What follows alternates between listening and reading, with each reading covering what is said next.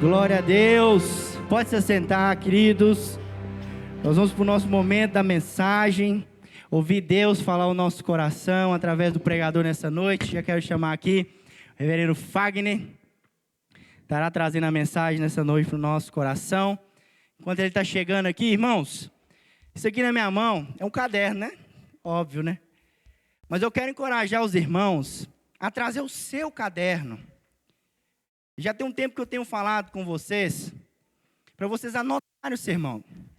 Uma das grandes questões que nós temos para aprender a discipular outras pessoas é que aquilo que nós aprendemos é praticar.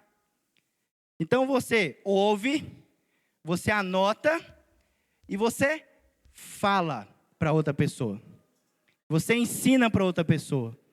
Então, nessa noite eu quero encorajar você o seguinte: você vai ouvir o reverendo Fagner, você vai anotar o que ele vai falar, o sermão dele, você vai estudar esse sermão durante a semana toda nos grupos familiares, e aí você vai escolher o seu alvo de oração, vai procurar esse alvo de oração e vai ensinar o que você vai aprender hoje, o que você aprendeu também no grupo familiar, e agora você vai praticar na vida do seu alvo de oração. Amém? Combinados?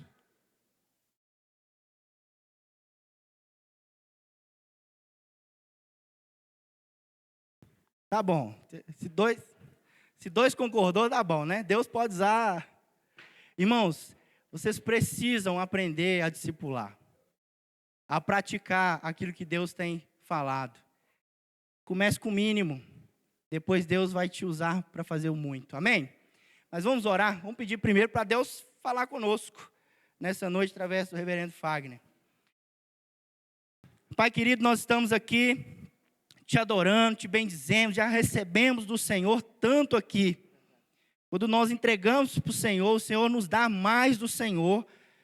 Maravilhoso te adorar, maravilhoso estar junto com os irmãos. Nosso coração está alegre, Deus, com os louvores que nós cantamos, com as letras, ó Deus, que encheu o nosso coração com as verdades do Senhor. Mas nós queremos mais, Senhor, nós queremos ouvir o Senhor falar diretamente conosco. Por isso, Deus, usa o teu servo para falar conosco nessa noite.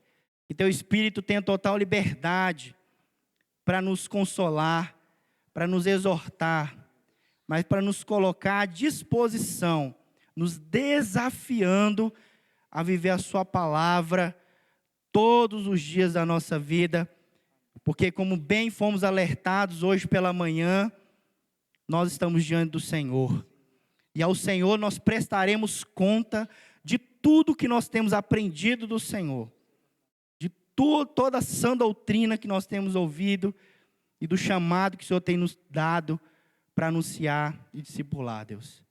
Nos ajude a ser fiéis ao Senhor, no nome de Jesus. Amém. Deus abençoe, querido.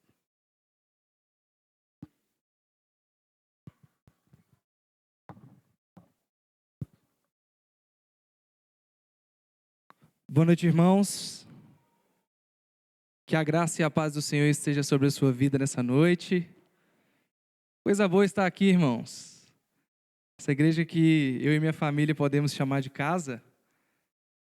Graças ao bom Deus, tivemos a bênção do Senhor de poder congregar com os irmãos ali desde 2016 até o fim do seminário em 2019. Fomos para o campo, eu e minha esposa, já crescemos a família, temos uma menininha abençoada pelo Senhor, a Olívia.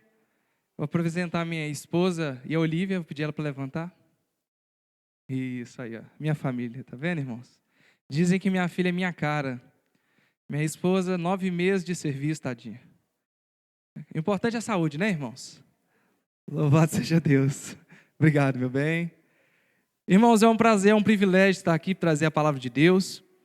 E nós estamos nessa conferência falando sobre o reino de Deus na cidade. E diante disso, um texto saltou meu coração e é o texto de Atos, capítulo 11. Eu convido você a abrir sua Bíblia, por favor.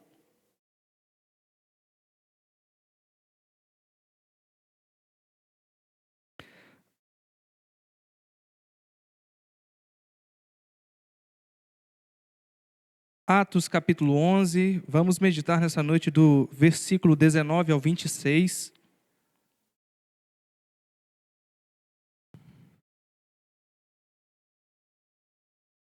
Livro de Atos, capítulo 11, verso 19 ao 26.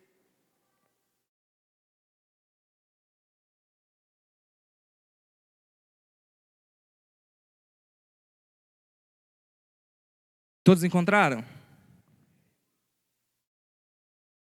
Foi fraco esse amém, né? Todos encontraram, irmãos? Louvado seja Deus. Vamos ler o texto? Farei a leitura, eu peço você, por favor, que acompanhe com atenção.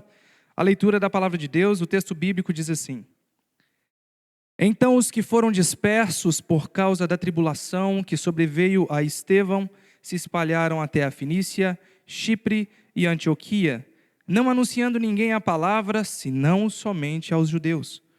Alguns deles, porém, que eram de Chipre e de Cirene, e que foram até Antioquia, falavam também aos gregos, anunciando-lhes o evangelho do Senhor Jesus. A mão do Senhor estava com eles, e muitos crendo se converteram ao Senhor. A notícia a respeito deles chegou aos ouvidos da igreja que estava em Jerusalém, e enviaram Barnabé até Antioquia. Tendo ele chegado e vendo a graça de Deus, alegrou-se e exortava a todos a que, com firmeza de coração, permanecessem no Senhor. Porque era homem bom, cheio do Espírito Santo e de fé, e muita gente se uniu ao Senhor. E partiu Barnabé para Tarso à procura de Saulo.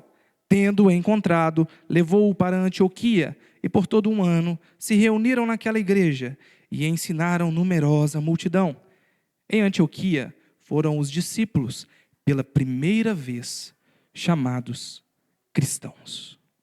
Que Deus nos abençoe, fale ao seu coração assim como falou ao meu, com esse texto bíblico.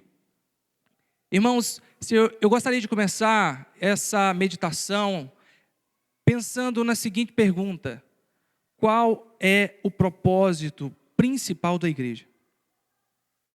Qual é o objetivo essencial pelo qual Deus criou a igreja? Provavelmente veio na sua mente o evangelismo, a missão. Pode ser que vieram na sua mente esses pensamentos a respeito de levar o evangelho. Isso faz parte do objetivo principal da igreja, essencial. Mas o objetivo principal, essencial da igreja, primariamente é glorificar a Deus. Isso é algo básico, irmãos, pensem comigo. O nosso catecismo, ele diz qual é o fim principal do homem. Glorificar a Deus e se alegrar nele para todo sempre. Esse é o fim principal do homem. Logo, é também o fim principal da igreja. Pastor, então para que existe a missão? Para que existe o evangelismo? Aí é por causa do pecado. Queridos, quando nós fomos criados à imagem conforme a semelhança de Deus de maneira plena. Nós tínhamos um coração inclinado a fazer o que é bom, a agradar o Senhor, a obedecer o Senhor. Entretanto, quando os nossos representantes, Adão e Eva, no jardim, que nós cremos ser essa matéria histórica, de fato, e não uma parábola, quando eles comeram do fruto, desobedeceram a Deus e receberam o castigo pela desobediência. Além da morte, essa imagem conforme semelhança de Deus, ela ficou manchada pelo pecado. De tal forma que o nosso conhecimento sobre Deus ficou perdido, defeituoso. De forma que a nossa retidão e a nossa santidade foram perdidas por causa do pecado. Então esse aspecto da imagem conforme a semelhança de Deus que nós perdemos, nos leva para longe do Criador que nos criou para adorá-lo. Aí entra a evangelização. Aí entra a missão da igreja, a ser ponte que liga o perdido, que é o não encontrado por Deus, aquele que ainda não tem o conhecimento de Deus, aquele que ainda não se entregou ao Senhor, liga ele ao seu Criador. Nós somos a luz que aponta o caminho para a criatura reconhecer o seu Criador.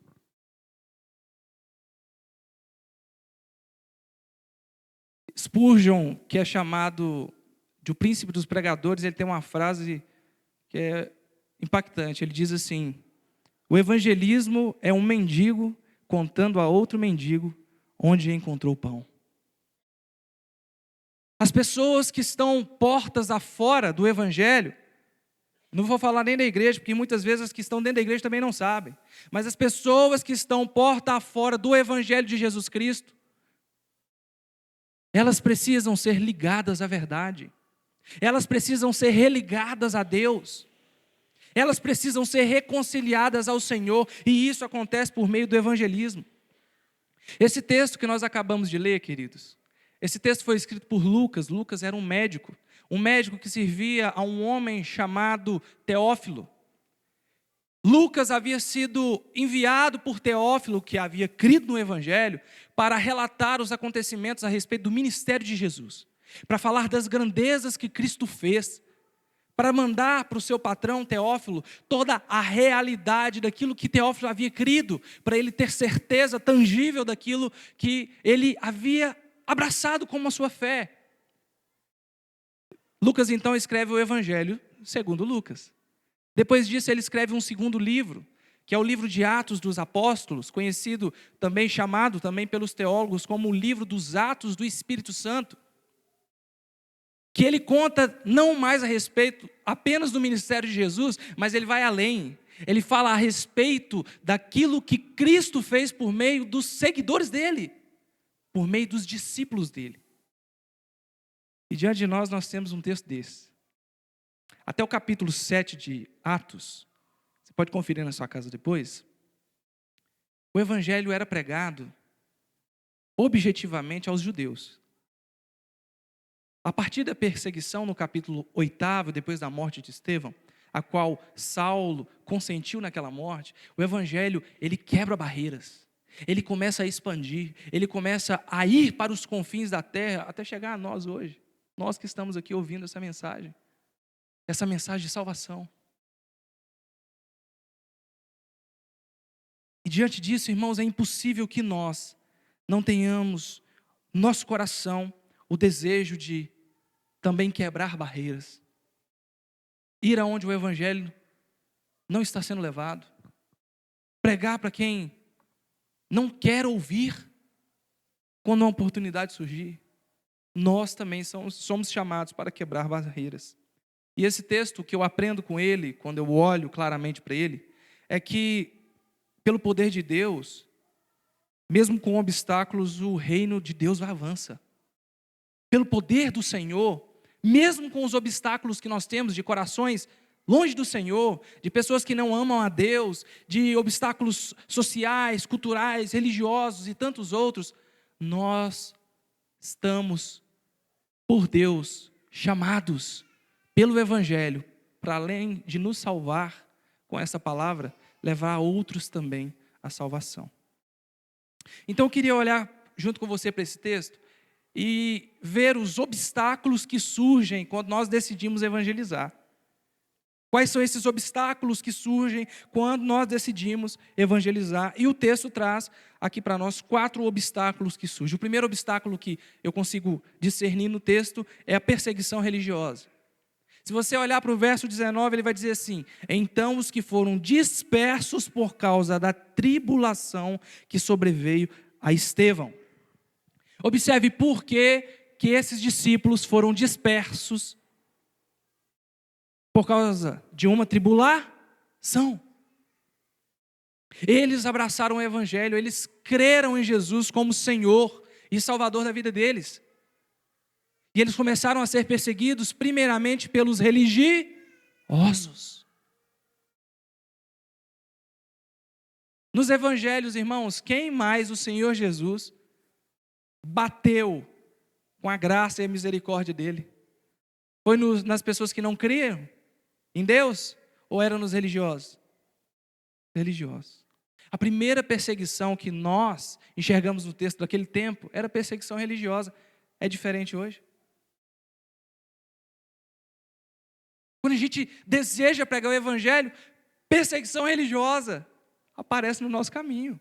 É natural que apareça. Nesse mundo que nós vivemos hoje, nós olhamos para a situação e nós temos visto um mundo que caminha o tempo todo para te distanciar de Deus, para te distanciar do evangelho, para que você abandone essa mensagem. Se você tem algum princípio bíblico na sua vida, o secularismo à nossa volta, o que ele tenta é tirar do seu coração. Observe os últimos lançamentos da sua Netflix, as séries que os seus filhos têm assistido, as músicas que você tem escutado, as matérias que saem nos jornais. É sempre buscando algum aspecto religioso para humilhar, para demonstrar a hipocrisia dos religiosos. É sempre tentando destruir o nome de Cristo, descredibilizar o evangelho. Essa é a tratativa do mundo quando nós resolvemos pregar a palavra. Em segundo lugar, irmãos, outra barreira que nós olhamos para esse texto e descobrimos que ela se levanta, outro obstáculo é a barreira étnica. Quando a gente olha para o verso 19, a parte B do verso diz assim: eles se espalharam até a Fenícia, Chipre e Antioquia, não anunciando ninguém a palavra, senão somente aos judeus. Havia uma barreira étnica naquele tempo. Uma barreira de raça. Os judeus eram o povo escolhido por Deus. Eles tinham vivido por muito tempo seguindo a lei. E quando vem o Cristo, que é o cumprir da lei, eles começam a levar aos que são da raça deles, que são da etnia deles, que é do povo deles a mensagem. É uma barreira que surge também, de certa forma, tomadas as devidas proporções, nos dias de hoje. Vai me dizer que a acepção de pessoas não faz parte da sua vida? Você tem coragem de me dizer que você não escolhe a quem você quer pregar o evangelho? A gente gosta de selecionar um padrão e a gente tem até um jargão para os padrões que a gente seleciona. A gente diz assim: nossa, fulano é tão bom, né? Só falta ser crente. Você já falou isso? Fulano é tão bom, só falta acreditar em Jesus. Falta tudo, né? Mas a gente fala isso por quê? Porque a gente olha para a pessoa e humanamente classifica ela como alguém que merece a salvação. Quantas vezes não fazemos isso? Em detrimento, olhamos para outras pessoas e falamos: nossa, essa pessoa aí, olha, quase que nem Jesus salva. Não é assim? A gente não se dedica a orar por essa pessoa. A gente não dedica a pregar para essa pessoa. A gente não se dedica a amar essa pessoa, ter paciência com ela. A gente se dedica a olhar e escolher, segundo a nossa ótica humana, quem deve ser salvo ou não. Percepção de pessoas é uma barreira para o evangelho. Uma terceira barreira que eu olho para o texto e eu percebo esse obstáculo para o evangelho é o despreparo evangelístico. Olhe, por favor, a sua Bíblia, verso 20 diz assim: alguns deles, porém, que eram de Chipre e de Cirene e que foram até Antioquia, falavam também aos gregos, anunciando-lhes o evangelho do Senhor Jesus. A primeira leva de pessoas que sai vai levar o evangelho para o povo da mesma raça, povo da mesma etnia. Aí tem uma outra leva de seguidores de Jesus que levam o evangelho para os outros, para os não-judeus, para os gregos. São esses que começam a quebrar a barreira do evangelismo de maneira poderosa. A gente olha no contexto anterior do capítulo 11, e a gente vai ver ali no capítulo 8, capítulo 9, capítulo 10, Deus fazendo isso, Deus inaugurando esse ministério do evangelho no meio do povo não judeu, por meio de Pedro, que vai visitar Cornélio e leva a palavra, e aquele povo é cheio do Espírito Santo. Depois Pedro volta e conta para a igreja de Jerusalém que aquele povo que não era judeu havia recebido o Espírito Santo, e a igreja no verso 19 do capítulo 10 começa a dar glória. Glória a Deus que esse povo recebeu. No capítulo de número 11, Deus move o seu povo para levar o evangelho e quebrar as barreiras. Despreparo evangelístico. Quero te fazer uma pergunta. Vamos pensar no contexto desse povo. Eles tinham ouvido falar de Jesus. E eles saíram das suas casas porque eles estavam de férias? Não.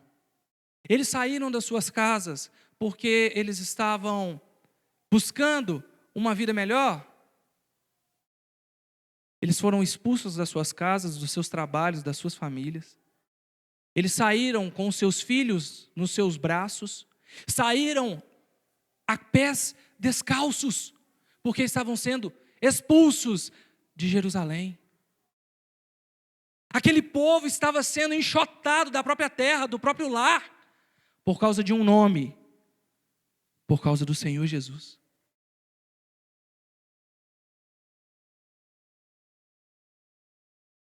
Quando nós olhamos para esse texto, é de admirar que esse povo vai e ele leva o evangelho. Pode ser que se nós passássemos por isso, a gente ia costurar a boca e falar que nunca conheceu Jesus. Ia fazer igual Pedro, no momento da perseguição, que Cristo foi levado, foi cativo. Pedro dizendo, olha, eu não conheço esse aí não. Não, você estava com ele. Não, eu nem vi ele. Não, você fala igual. Não, eu não sou de lá não. Nunca vi esse homem na minha vida. Talvez nós faríamos isso. Esse povo perde tudo e ainda leva o evangelho.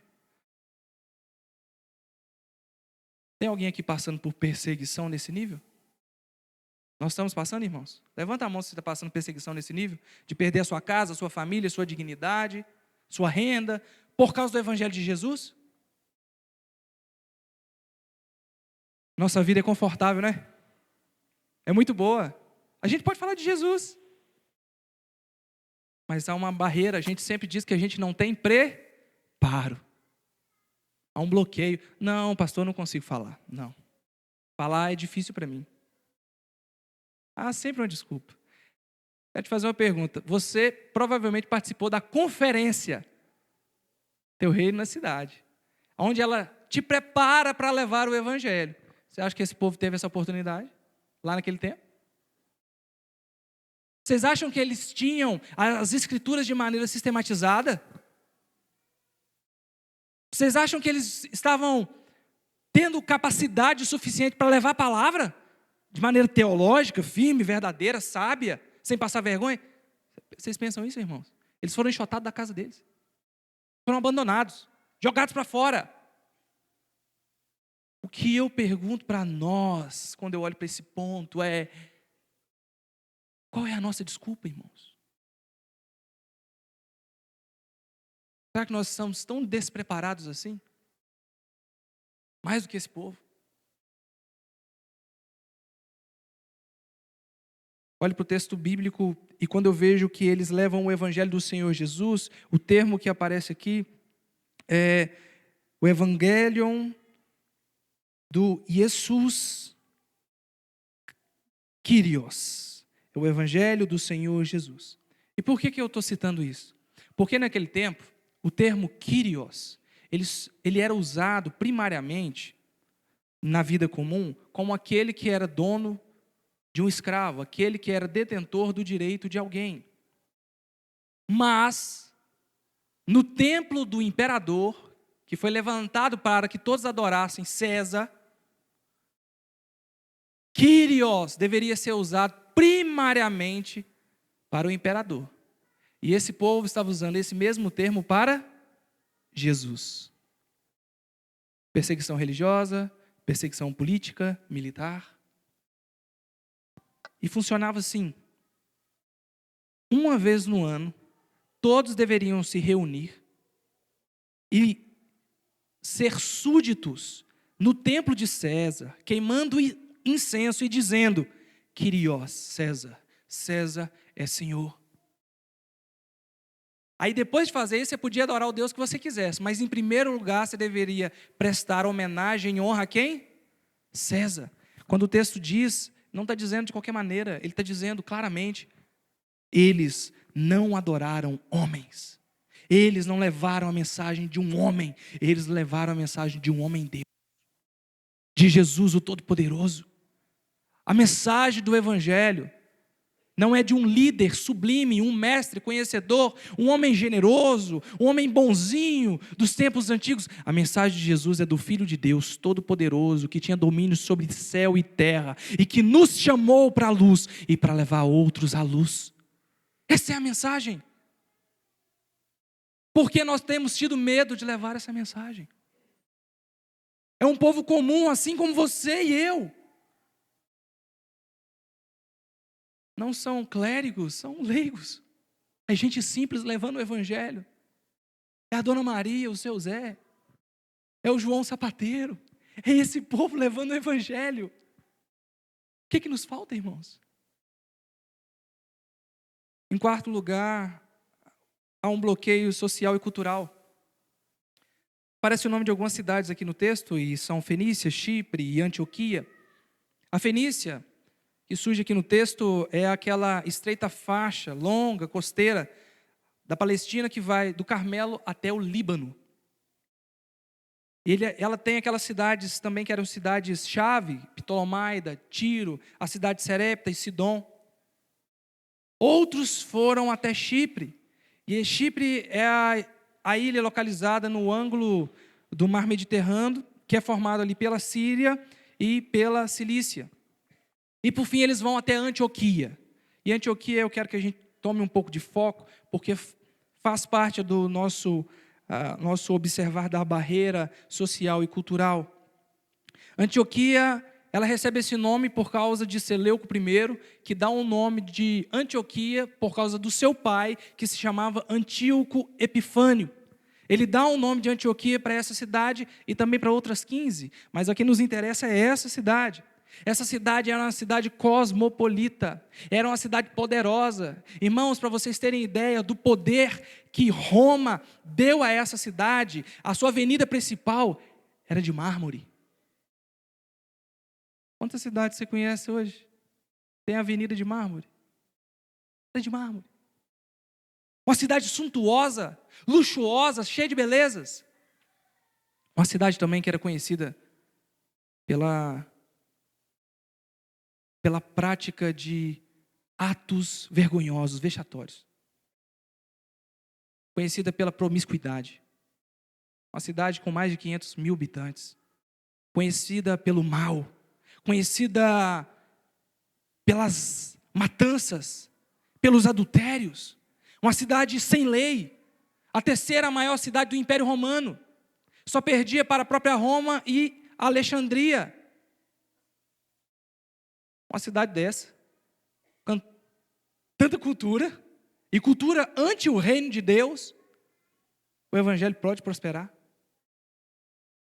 Olha o tamanho da barreira. Quero te fazer uma pergunta. Pensa aqui comigo. Cidade de Contagem, em alguns aspectos, tomando as devidas proporções, não lembra Antioquia? Uma cidade de, segundo o censo de 2017, quase 700 mil habitantes. Um pouco maior, inclusive, que é também a terceira maior cidade de Minas Gerais, do estado. Uma cidade que é banhada por secularismo, prostituição, luxúria, desequilíbrio social, gente muito rica, gente muito pobre, gente que teve acesso a estudo e gente que não teve acesso a nada. Como que o Evangelho prospera nesse lugar, irmãos? Se não for por meio da nossa vida. Como o Evangelho alcança? Se não for por meio das nossas mãos, das nossas bocas. Você pode pensar assim, diante disso. Tanto obstáculo assim, pastor, como que esse negócio vai avançar? Eu, uma pessoa comum, às vezes sem muito conhecimento, como eu posso levar essa mensagem tão complexa, num mundo tão filosófico, num mundo tão cheio de ensinos para torto e direita. Como eu posso cooperar com Deus para salvar essa cidade, a gente perdida dessa cidade? Porque eu quero te dizer algo que todos, em todas as épocas, pobres ou ricos, têm em comum. Todos eles têm uma sede no coração que é do tamanho de Deus. Todos eles têm um coração que precisa de um Salvador, que realmente sustente, que realmente dê segurança, que realmente ame a eles, que por eles, que fortaleça eles. É aí que o Evangelho deve entrar. Agora que nós falamos dos obstáculos, eu queria que nós falássemos agora sobre o poder de Deus para levar esse Evangelho. Porque quando a gente olha para o verso 21, ele diz assim: a mão do Senhor estava com eles, e muitos crendo se converteram ao Senhor. Irmãos, pelo poder de Deus, com união e cooperação, o reino avança na proclamação do Evangelho. Não é só notícia ruim que nós temos notícia muito boa. Nós temos notícias animadoras, que o poder de Deus pode fazer tudo o que estiver dentro da vontade dEle. Isso precisa animar nosso coração. Saber que nós temos que fazer o que o Senhor ordenou, para a glória dEle.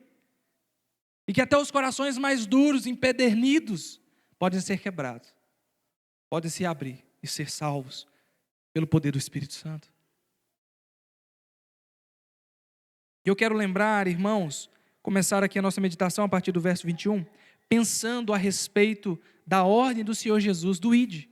Não é? Está escrito aqui, Ide. Do capítulo 28 de Mateus, versos 19 e 20. Quando a gente olha para o texto bíblico, o texto, o Senhor Jesus, se despedindo dos seus apóstolos, seus discípulos, ele diz: ide, portanto, fazer discípulos de todas as nações, batizando-os em nome do Pai e do Filho e do Espírito Santo. Amém? O problema é que a gente sempre para aqui nesse texto, não é? O cristianismo, geralmente conhecido, é o cristianismo que para aqui. A gente se esforça para levar a pessoa na igreja, não esforça? Faz força. A gente dá incentivo, a gente busca em casa, até a pessoa crer, até a pessoa ser batizada. Depois que foi batizada, glória a Deus, está tudo feito. Agora, Deus te cuide. Não é assim? Agora que os problemas vão começar, Deus que cuide, sai para lá. Vai seguir sua vida com Jesus, não tem nada a ver com isso não. Salvação é individual. Não é assim? Irmãos, nós precisamos ter em mente que o texto não para aqui. O texto, além de ter mais ordem, ele também tem promessa. O texto ele continua e ele diz assim: ensinando-os a guardar todas as coisas que vos tenho ordenado. E aí vem a promessa: eis que estou convosco todos os dias até a consumação do século. Ide por todo mundo, pregai o evangelho a toda criatura, batizando em nome do Pai, do Filho e do Espírito Santo. E ensinando-os a guardar tudo o que vos tenho ordenado. Fazendo assim, eu estarei convosco.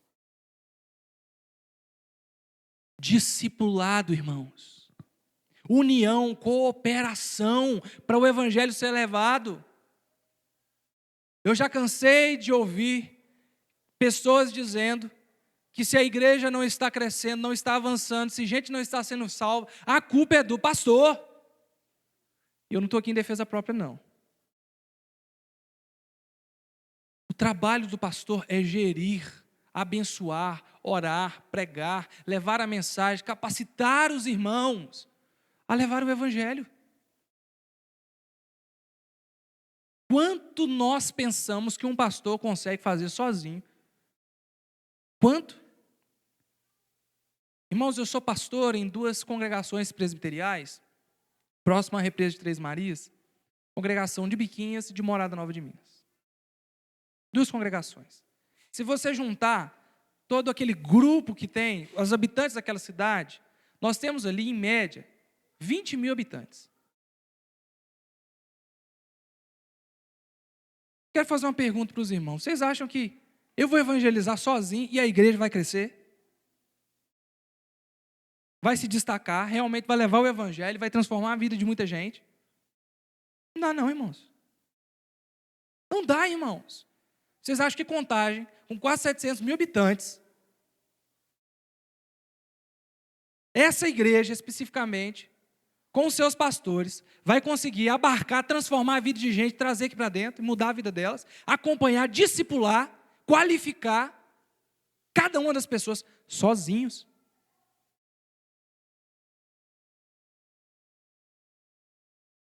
Nós precisamos entender que nós não estamos em uma empresa, nós estamos no reino de Deus.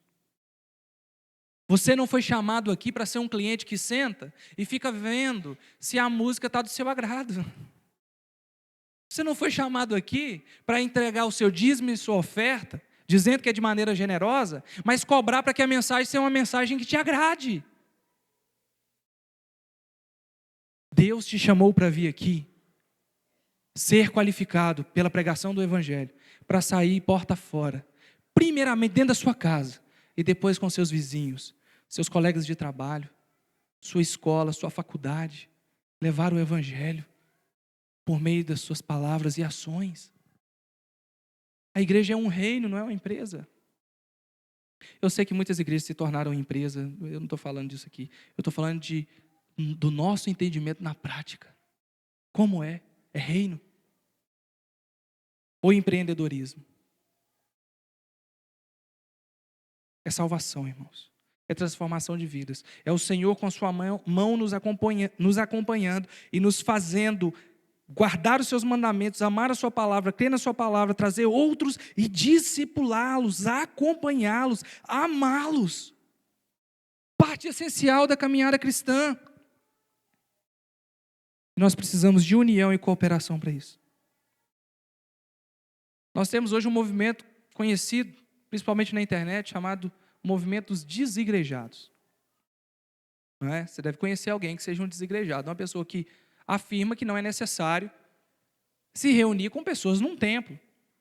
Inclusive que usam textos bíblicos para dizer que a estrutura do templo é uma armadilha de Satanás para desviar as pessoas do verdadeiro evangelho. Eu já escutei cada loucura por aí que vocês não têm noção. A gente sai evangelizando e fica de boca aberta. Pessoas que pensam, e até igrejas que se dizem cristãs, congregações que se dizem cristãs, que dizem que é pecado ter pastor. Nunca leram o livro de Timóteo, claro, né? Mas que é pecado ter pastor, que é pecado toda essa organização, todo esse cuidado, é pecado todo esse pensamento. E nós precisamos de união e cooperação. Quando a gente olha para o texto, a gente vê que esse movimento é um movimento vazio, sem evangelho, sem união, sem cooperação, cada um cuidando apenas de si, não discipulando ninguém, não salvando ninguém, levando ninguém ao conhecimento de Cristo, à salvação da alma. Eu quero te convidar a olhar para o texto bíblico e ver como que a união é importante no seio da igreja. Olha o verso 22. A notícia a respeito deles chegou aos ouvidos da igreja que estava em Jerusalém e enviaram Barnabé até Antioquia. União e cooperação. A igreja de Jerusalém, que era comandada pelos apóstolos de Cristo, principal ali tendo ele como Pedro, quando fica sabendo daquele movimento, se associa com aquele movimento feito pelo próprio Deus, para qualificar gente, para discipular gente, para amar gente. Então, aqui já começa o problema dos desigrejados, né? Teológico. A igreja de Jerusalém, que era uma instituição funcionando com apóstolos, diáconos, presbíteros, pastores, mestres, profetas, enviando gente para cuidar de um movimento que o próprio Deus fez, por meio dos irmãos, por meio da gente comum. Havia organização, irmãos. Havia uma instituição, havia um cuidado, havia uma ordem eclesiástica. Havia uma estrutura. O evangelho não avança com sabedoria, o evangelho não consegue avançar de forma objetiva, de forma clara, sem estrutura. Vocês acham que a igreja elege presbíteros e diáconos para decidir o quê? Pensem comigo. É para decidir o rumo espiritual da igreja. É para cuidar das ovelhas, é para discipulá-las. Imagina um povo que ouve falar de Deus, que ama a Deus, mas não conhece a Deus, não sabe como adorá-lo. E aí no contexto você acha isso, lê lá na sua casa depois. Se você pega o capítulo 10 de Atos, tem um centurião lá chamado Cornélio, que morava na cidade de Cesareia, e o texto bíblico diz que ele era piedoso, temente a Deus, com toda a sua casa, fazia muitas esmolas ao povo, e de contínuo orava a Deus. Esse homem recebe uma visão, mandando chamar Pedro para trazer o evangelho para ele. Um cara muito bom, só que faltava ser crente. Só faltava ser crente. Deus enviou alguém para pregar para ele. Esse aqui era muito bom, eu posso afirmar porque a Bíblia diz, né? E leva alguém para pregar para ele. Que maravilha! Para discipulá-lo. Tem muita gente boa à porta fora, irmãos. Gente que teme a Deus, mas não sabe que Deus está temendo. Gente que ama a Deus, mas não sabe o verdadeiro Deus que deve amar. Gente que pensa que está agradando a Deus, mas nem conhece o Deus verdadeiro. Se nós não formos levarmos o evangelho, discipular, acompanhar, amar, ficar, pregar, orar, ter paciência, como essa pessoa chega ao conhecimento de Jesus? Infelizmente, irmãos, infelizmente, hoje até os crentes estão precisando de evangelismo. A tarefa é árdua, o trabalho é grande.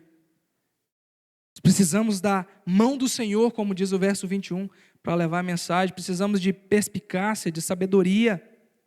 E nós precisamos de algo mais. A gente precisa não separar mensageiro da mensagem. Porque quando eu digo você tem que levar a mensagem, você pensa, é só pregar. Não é só pregar. É viver e pregar.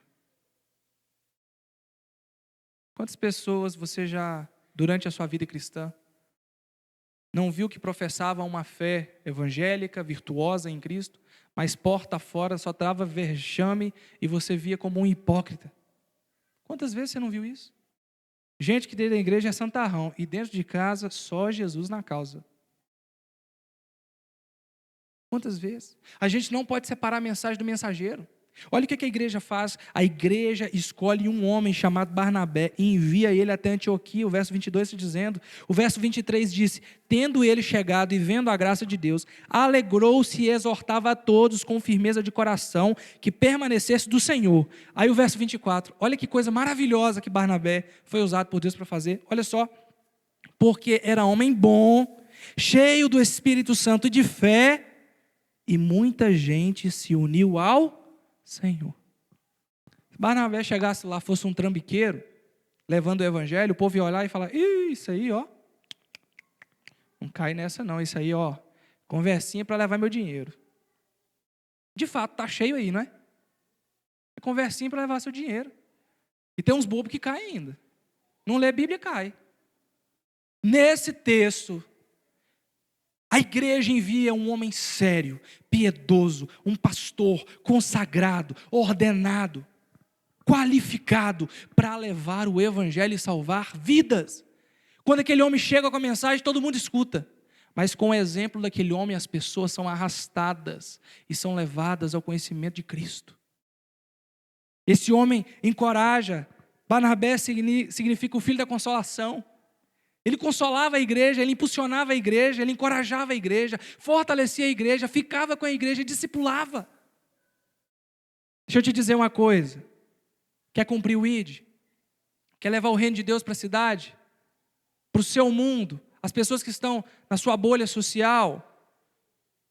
Não separe a mensagem do mensageiro. Se você levar uma mensagem verdadeira, mas ter uma prática hipócrita, secular e vazia, essa mensagem não encontra lugar. Não encontra. O texto segue e Barnabé ele reconhece algumas limitações. E para a gente avançar na graça de Deus, com a pregação do Evangelho, a gente tem que reconhecer que nós temos limitações também. Quando a gente olha aqui para o verso de número 25, diz assim: e partiu Barnabé para Tarso à procura de Saulo. Tendo-o encontrado, e por todo um ano se reuniram naquela igreja e ensinaram numerosa multidão. Um mensageiro com uma mensagem profunda e que vivia essa mensagem. Reconhece que chegou um momento de limitação ministerial. Ele olha e fala: eu não consigo lidar com toda essa gente. Eu preciso de alguém qualificado, amável, cheio do Espírito Santo e de fé para vir fazer isso. Quem ele escolhe? Saulo de Tarso. Paulo. Aquele que tinha matado o diácono da igreja, que tinha permitido a morte do diácono da igreja. Aquele que havia perseguido a igreja cristã, levado gente para o cárcere, humilhado a igreja, após ser humilhado pelo Senhor e salvo pela graça de Deus, ele é chamado por Cristo para levar o evangelho, para pegar esse evangelho. Ele volta para a terra dele, ele volta para essa terra, para Antioquia, e ali, depois de sair de Tarso, junto com Barnabé, começa a pregar o evangelho. E eles começam a ensinar numerosa multidão durante um ano. Nós precisamos entender, irmãos, as nossas limitações. Não pense, quando eu disse sobre separar mensagem do mensageiro, que Deus espera que a sua mensagem seja profunda e você seja perfeito. Não pense isso. Nosso Deus é um Deus sábio. Nosso Deus não é tolo. Quem aqui tem condição de levar uma mensagem perfeita e apontar, bater no próprio peito e dizer: olha, e eu também sou perfeito, olha para mim? Quem tem coragem? Nós sabemos que somos falhos, nós sabemos que temos limitações. Ai, pastor, mas eu tenho um passado tão sujo. Ah, bem-vindo ao clube. Bem-vindo. Quem de nós não tem pecados escondidos no coração, que ora a Deus para ninguém nunca descobrir, para a gente não passar uma vergonha tremenda? Quem de nós, irmãos? Quem de nós não luta contra o mal? Quem de nós não luta contra a maldade própria? Não pense que levar a mensagem significa que você é um perfeito mensageiro. Não é, não. Mas a gente confia na graça de Deus. Paulo tinha um passado. Imagina ele chegando para pregar naquela igreja, para discipular aquela igreja, e todo mundo olhando para ele e falar assim: ó, matou Estevão, olha aí, ó, esse cara aí, ó. Que ele não disfarça não, né, irmãos?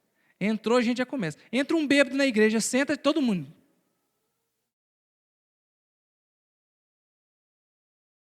Não é assim?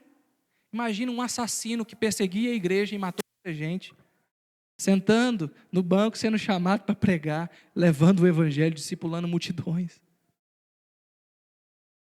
Mas sabe por que Paulo podia pregar, ensinar, discipular e amar aquele povo?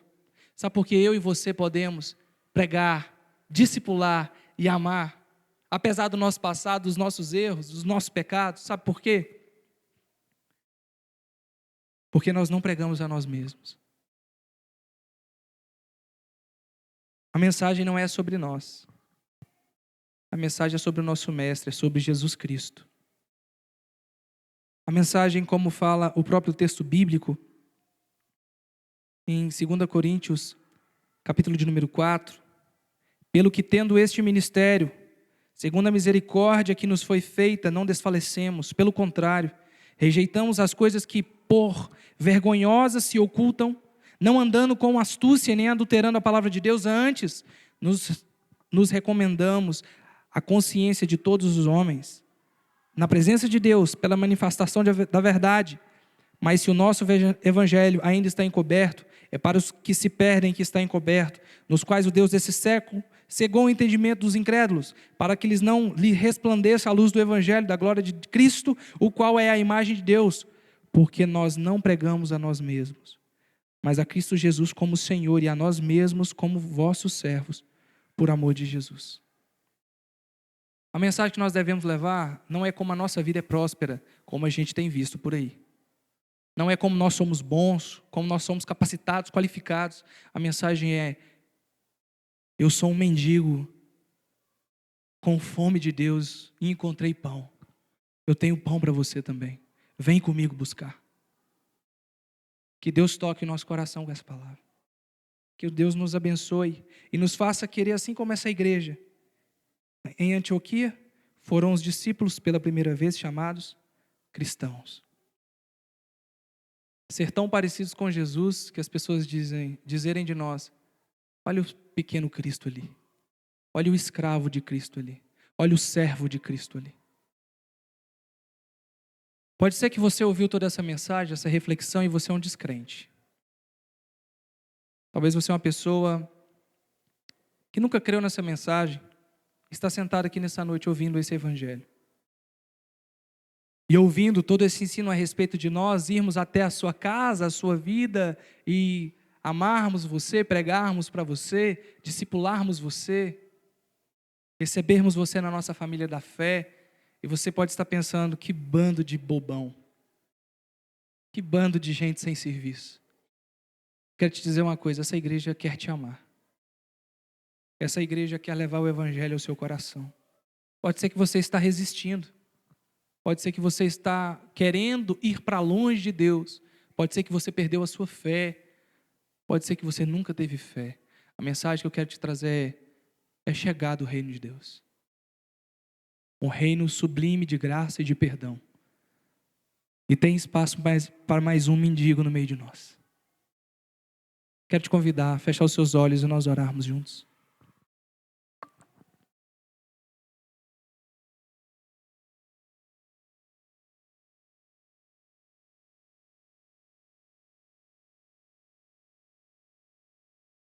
Ó Senhor, nós não estamos aqui falando de nós mesmos. Nós estamos aqui, Deus, falando do Senhor. Não é sobre as nossas qualificações, sobre as nossas condições humanas. É sobre o seu reino. É sobre o poder do Senhor agindo por meio de nós. E quantos de nós aqui, Deus, estamos longe do Senhor, pensando que estamos vivendo uma vida diante de Ti, mas o pecado consumindo a nossa carne, o nosso coração. Pai, nos chama de novo. Reata a nossa vida ao Teu trono. Nos leva de volta à Tua casa. Nos chama de filho. Nos dá novas vestes. Coloca uma aliança nas nossas mãos. Faz uma festa de renovo. Senhor, que nós cumpramos o Seu ID. Que nós sejamos efetivos no serviço ao Senhor nesse reino, de levar a palavra e amar, e discipular, e orar, e evangelizar. E que Deus, apesar de todos os obstáculos, nós confiemos inteiramente na sua graça, porque nós sabemos que o seu poder se aperfeiçoa na nossa fraqueza. Obrigado, Senhor Jesus, por ter derrubado o maior de todos os obstáculos, o muro do pecado que se erguia entre nós e o Pai. Obrigado por enviar o Santo Espírito, ó Santo Espírito poderoso. Obrigado por habitar em nós, apesar da nossa sujeira, apesar do nosso descrédito. Obrigado por ter paciência com o nosso coração. Nos ajuda a te servir de toda a inteireza e vida. Assim nós oramos nessa noite em nome de Jesus. Amém.